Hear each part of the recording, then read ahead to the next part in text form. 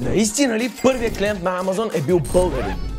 Много хора вярват, че първата международна поръчка от Amazon е била в България. Това идва от клип, в който Джеф Безос споменава, че в първите 6 месеца са получили поръчка от нас. We got one order. It was literally in the first 6 months. An order from Bulgaria.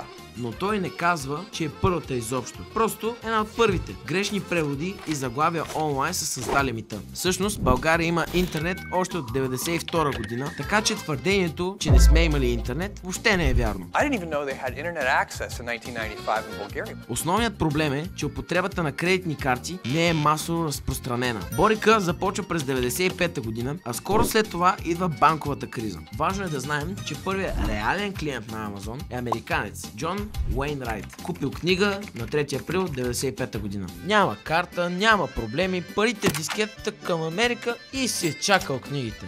За повече подобни истории последвай FPS Booster.